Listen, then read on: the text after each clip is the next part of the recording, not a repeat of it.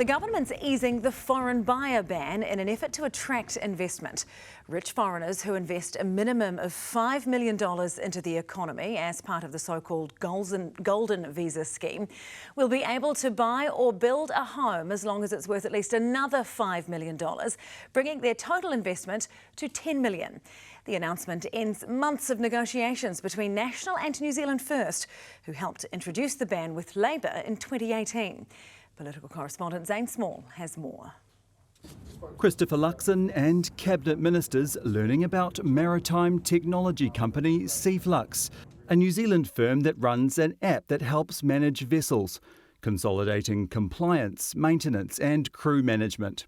It just secured nearly $3 million in capital, thanks to foreign cash invested in New Zealand as part of the government's so-called golden visa scheme. This company, Seaflux, wouldn't have an extra $3 million worth of capital injection if it wasn't for active investor visas, investors actually putting that money into the Punakaiki Fund to be able to enable that investment to take place here. The government's Active Investor Plus visa offers residency to rich foreigners who put a minimum $5 million into direct investments or managed funds. There is also a $10 million option with a wider range of investments. Since it was launched in April, more than 300 applications have been received.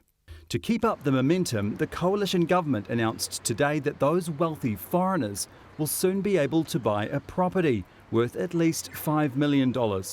Because active investor visa plus residency holders do not have to be in New Zealand for 6 months a year, the foreign buyer ban means that some do not meet the threshold for buying a house under the Overseas Investment Act. So the government has therefore decided that people with an Active Investor Plus visa will be allowed to buy or build one home. It's a compromise because during coalition negotiations in 2023, New Zealand First blocked National's proposal to allow foreigners to buy houses worth more than $2 million, contingent on a 15% tax. But Winston Peters later said he was open to revisiting the rules. Each of the parties, Winston and myself, had different positions at the starting point, but we're both very, very aligned on what we're trying to achieve here, which is productive investment.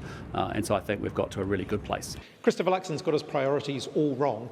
He's rolling out the red carpet for wealthy foreigners wanting to buy New Zealand homes, while Kiwis struggle to get on the housing ladder. It's just not right. It's one more lever the government is pulling to accelerate economic growth, which is what National promised voters ahead of the election. But the polls show faith in the party's ability to manage the economy is slipping away, and a new analysis of one of the government's flagship business policies suggests that uptake has been lukewarm. That policy, Investment Boost, was announced as part of the budget.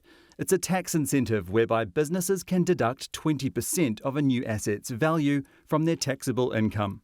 If we look at the numbers, 2/3 of our business bankers told us that they weren't seeing an uptake of the scheme amongst their clients.